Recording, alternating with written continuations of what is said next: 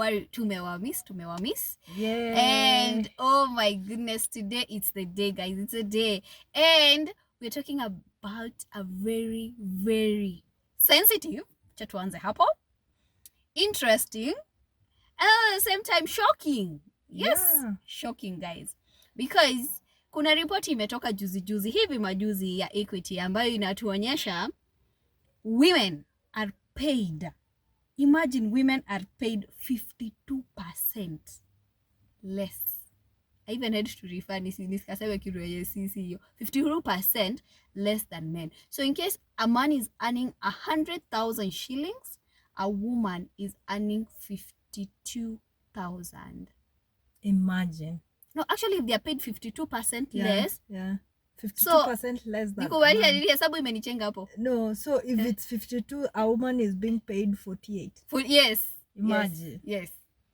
And are you imagining this is in Kenya? And we are talking about people who are in the same position. Get this clear. People in the same position. Who are we inviting into our podcast today? Hey Charles, come here. Managers, please run here. If you are a woman, run here. A man too, run here. Kujeni mtuambie. Everyone. Oh my goodness, kujeni mtuambie. What is happening? Everyone run here so that we can discuss this sensitive topic. Yeah, what are the facts, Ruth? Imagine, let's start even at a global perspective. Yeah. As it is right now, it majorly ranges between 20 to 30%. Yeah. When we come to Africa, Sub-Saharan Africa, around 30 to 35%. Yeah. But then when you come to Kenya, it actually goes a little bit higher. It's an emergency. But then, it's an emergency, guys. It's an emergency. A whole 52%. Yeah. And I appreciate Equity because they actually did bring out that report in the public. I do appreciate that for them. It's research. It's a good thing that actually they brought it into the public. I'm very sure there are so many other companies. Hawezi fanya hiyo census. Yeah, hawezi fanya hiyo census. Hawezi fanya hiyo research. Hawezi fanya hiyo research because they actually know the reality on the ground is pretty bad. Yeah. And so today we are really asking ourselves, why is it that a woman in the same position as a man is paid less? It doesn't matter if it is 10%, it doesn't matter if it is 20%, it doesn't matter if it's shocking as it is, the 50-something%. Yeah. But then, why are we paid less? Or rather, why are women? I'm getting personal. Yeah, you are. But it's okay. You know, people in that same position, you have the same education. Yeah. You have the same years of experience. Kabisa. But then you get that a woman is being paid 48,000, while a man in the same position with the same qualification earns 100,000. Yeah, and it's very sad. And I think let's get to know from our viewers. Please comment and tell us. Subscribe and like and share, and then tell us why is it so from a man's perspective. Actually, probably you can have you can actually know why this is the case. Sorry, from a woman's perspective, you can actually identify with such scenarios. Yeah. And I would also want to hear from women who've actually known they're being underpaid. Yeah. Naweza taka kusikia venye wanasikianga. How do you feel? Na pia, how do they react to it? Do they actually face the HR and it's like, by the way, or complain or do something, or you just hide behind your desk. But then we are going into those factors as we talk in this video. Very soon we'll have a HR. I think we've been talking about HRs a lot. We should have actually a HR come here very soon. Because the matters that we are touching on are all under either, I don't know if HRs are the ones who determine the pay whatever, plus the finance department. Or is how a person presents her or himself during the interview or the negotiation. Yes. We really don't have an idea. Yeah, so it would be nice hearing from HR very soon. Yeah. Lakini sasa wadau wacha tuende. Ebu Phyllis tuambie, why do you think actually this is happening? Yeah, okay. According to how maybe I can put it, I've been in job markets also. I tend to see men are usually aggressive. Wanajituma kujituma. Men wanajituma kujituma. You will get that you've been hired in the same position as a man. You have entered maybe as an assistant position. Both of you, a man and a woman. But then you get that in a period of let's say 6 months. This man has gone maybe to a different department, or this man has gone has done something. Maybe this is because ameenda. Oh, they probably advanced. Yes. Oh, okay, I get it. Anajitetea and then. Yes. Ah, okay. Or maybe it's the work, or maybe if as women, when we get the work, we relax.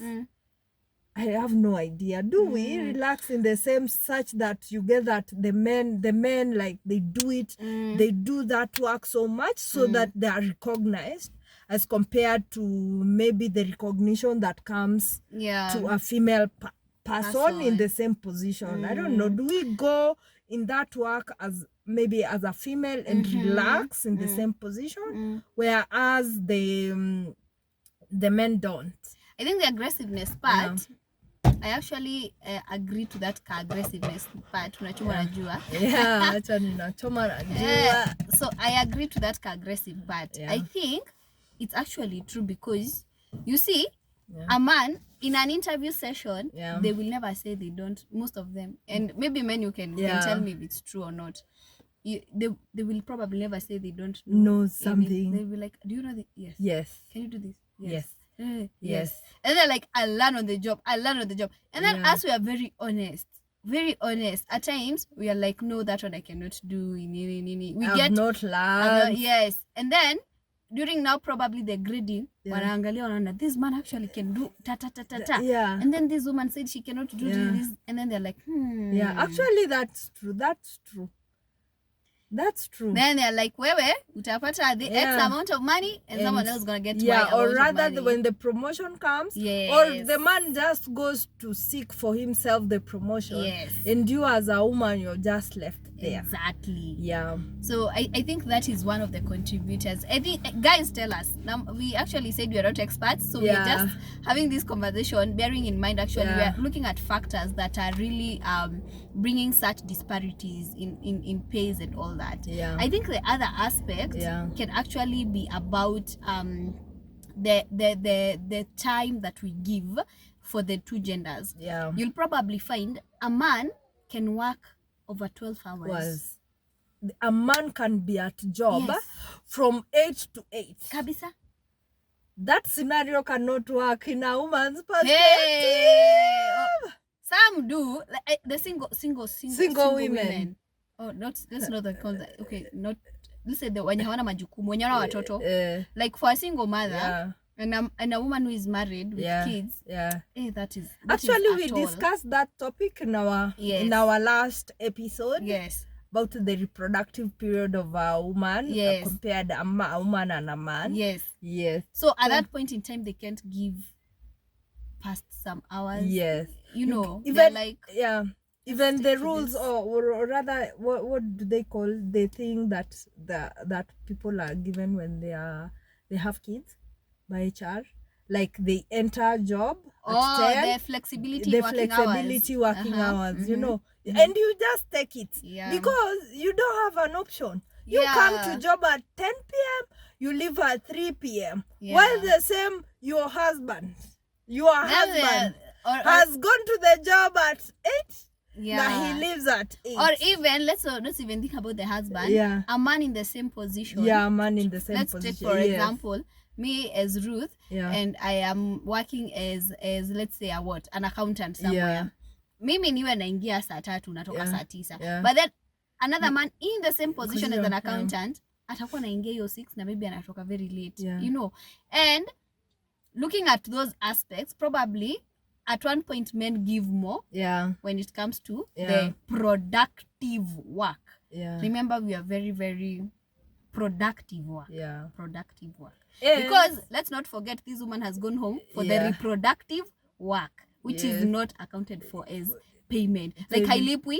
So the fact that hailipwi, haujui ka angelipwa how much. But then in the productive aspect, the man is giving quite a biggie in terms of time. And probably those are some of the other aspects that affect us as the gender parity pays and all that. And what happens in an organization that isn't yours? When you give less and you want to take more, you're given less. The person who is impressing, the person who's putting much into work of someone's organization, we are talking about them. They are favored. Of course. Yeah, because if it's like, for example, for profit, of course, and I let more profit. So definitely, it's gonna bring some I tend to think that somehow people pretend to be liking this reproductive stage in women that so now you have more time, but at the end of time, I don't know, does it work against us? Especially when the ladies or as the women who are working for people, who are working in organizations, does that work against us? It's a joyous stage to be in, because it gives you, these are your offsprings, like these are, but then in a career, which is something now, of course, we talked about last time, in the career world, probably it's a little bit kidogo itakuwa affect in 1, 2, 3 things. But then the answer we are looking at, or what we are actually trying to think around, because I think the editing aspect will come when we have the HR person, because they're going to give us very good facts. That from the data, or from what we've actually researched on, is that is also one of the factors that men give more at times.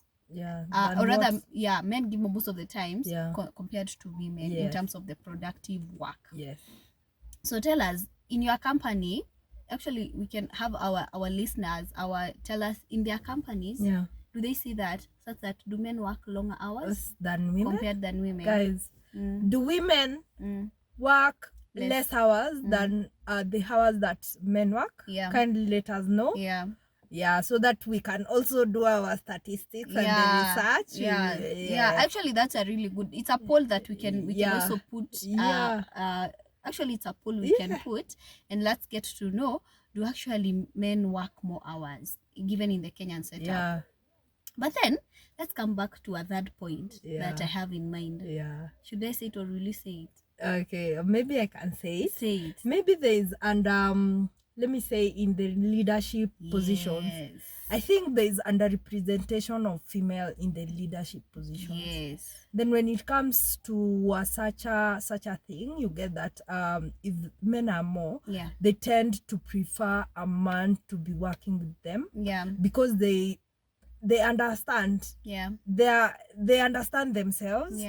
As compared to how they can understand a female. And then you get that in an organization where a female is a leader, you get that it tends to prefer to work with women because she understands them. But then looking at that point from that perspective, you get that women are less represented in this managerial position. Now you get like we don't have many women working, or rather no woman is there are less women who argue or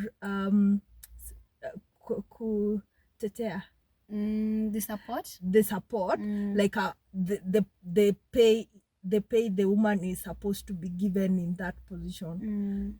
So you get that a lot of men have people who support them in maybe increasing their salary, giving them a good pay, because this man understands this man. I'm also thinking about it. Higher. Number one, let's talk about the higher representation is for women. That means the hiring aspect is taking into account women. So that means this company, company X, is actually hiring more women, and that's why they have more women in the company. And probably that's why if you probably look at such a company, the gender pay parity is low, because there is an affinity to actually hire women. So if you look at a company that probably has less women, so it doesn't bring out the gender, should we call it equity aspects, whereby if probably we have very many men and we are seeing the companies progressing because these men are giving their whatever what we've just talked before, will definitely not be able to actually pay the women better, because we are like, the men are giving their best, the women are probably not giving their best. We are more or less overlooking the aspects of a woman. And surprisingly, I'm seated here, I'm asking myself, guy, unajua even in Kenya 40-something% is very high. It's very high. Because I'm asking, are women, because does it also tell me that we don't have women? Yeah. And I'm even like, kwani atutetengi wengine if probably you are even an HR in an organization and you know that someone has entered in that position, maybe a man and a female, and they're being paid different. Like, you don't have that power or that support to support someone, or even a man. You're not even that, you are just a human being. Yes. Because at this point in time, we actually said gender is both male and female, and then we are thinking for both of these people. I'm just asking myself, someone is seated somewhere, and then there's this whole gender, like mtu analipwa parity thing. Like, there's no one who is talking. There's no one until Equity has come up with the research, guys. I feel we need to, as companies, they actually need to come up with those researches as well. Like someone, I think there's someone doing some master's research somewhere. Why don't you do that? But you see, they are not gonna be open at times with their data, because not unless it's done internally. At times, probably Equity hired a consultant and they did that in their company and they came up with that, which is kudos. I'm like, kudos Equity, because they've already known they have a problem and they're working towards reducing that problem. Yes, kudos, because we should all do that. We should all come up with, we should all be able to actually understand these are our dynamics. What percentage represent women, what percentage represent men, so that we will be able to actually come up and know this is where it pains us. Is it at that point where we are paying women less? Is it at a point where we are paying men higher, too higher? It's okay at tukilipwa less, lakini yaki 50% less.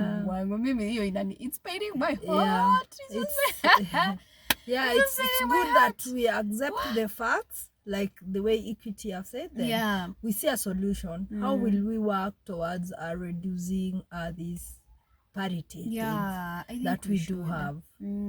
So we will tag the report as well. I think it's a public report. It's been published in the dailies. So it's not that we are speaking out of the blues. It's something that's in the public domain, and they've actually acknowledged and they are actually working towards at least growth, towards change. So I think I would really wish if we can have feedback from one, do we have women who are working and they know they're really underpaid compared to their counterparts who are doing the same? At the same time, do you also have women who feel cannot be promoted to certain positions because they are a woman? Also, do we have men who cannot also not be promoted because they are men? Yes, because we need to understand these facts so that we also be able to talk from a point of know-how and reality, what is happening on the ground as well. Have you ever come across a job advertisement that needs only women, and a job advertisement that needs only men? I haven't, that but then parity? I haven't, but then there's always, in most NGOs, hapo chini wanakuanga wameandika women are highly encouraged women to apply, and people with disability, but I think that are highly encouraged to apply. But that is I think that is a response to the gender inequality that we have. That's so I think most NGOs are trying to bridge that gap, because I think also most NGOs are fighting for equality. Because that's one of their goals. SDGs, they're following the SDG 5. It's very true. So in profit making, does it mean they don't look at such things? NGO is a non-government, it's a non-profit organization. So they don't what driving them is it's passion and the need to change. It's very true. A need of change. Wow, I think next time we will for sure look for a HR personnel akuja tuanishia hizi vitu tuelewe why do we actually have disparities. Is it that Kenya imefika mahali tumefika tukaona these people they need to be paid this much? Is it that we have cultural issues that are still making us stick there? Is it that we still believe the man is always the one who the holds provider the biggest, of the house? So that he can to have more to pay. Do we have that mentality as the HR people? Do we have that mentality as managers? Because coming up with that payroll thing and structuring it, I think we need to understand. And then I'm also wondering, which is something that I'm wondering, does it mean if women are paid less for certain positions, that means there's no pay structure, there's no pay grades, if that makes sense? Unaona gava ukiingia pay grade fulani ni hiyo pay grade. Una get? It doesn't matter kama wewe ni a man or a woman, but then, it is pay grade. But then from so does it mean these organizations that are really suffering from this is that they don't have a pay grade that really guides them? Guides the pay. So that this position, this position, this. Or rather, maybe I'm just thinking, maybe they can employ someone. But most jobs advertisements, they are like salary pay will be according to the years of experience. And I don't know. Even at times competitive. The salary what is competitive? What is competitive? Tell us what is competitive, Bwana. Yes. Because now, if it's competitive, I don't know the salary range. You are the only people who know the salary range of that nini. So I can come as a woman and I am very qualified, but kwa sababu quote less. Nilipwe less. But then what we are asking now, because at times probably women quote less and of men course quote they higher. quote less and men quote higher. Is it that men know how to put out their facts about why they need that salary than us as female? Do they? Or rather, do we need to have a school where we will be taught these things on how to go and negotiate in or is it the work that talks for the pay? I think we should get that genuine conversation of like, is it the pay, is it when unajitetea, is it so many factors, is it that years of experience? Hey man, competitive one, just you don't have even words to say. Hey bana, wanaandika hapo competitive, mimi niende ni quote less, mwingine yakuja quote higher, tulipwe different. Actually that's what happens, that's what happens, that they'll pay you whatever you have said. They're saving money. Yes, they will. So I think it should be important, like pay grades are very important, such that people would be knowing if I move from pay grade A to this is the range. This is the range for pay grade, whatever, that way. And then it's very easier to actually bridge this gap of in any parity, gender salary parity. So guys, have you ever noticed, or wherever organization that you are in the same position as someone, a man and a woman, you notice that your pay is maybe less or higher? Please tell us in the comment section. It's a conversation that we'd want, and through your comments we'll actually be able to involve our next guest, who we will have to ensure ni mtu atakuja to the comments as well. So please ensure you can comment. We love you so much. Thank you for supporting us. Thank you, guys. We really do appreciate. Mbarikiwe sana. Thank you for being with us this whole time. We ask you to subscribe, share, like, comment. Let us engage in these gender conversations. And ciao. Thank you. See you. Bye.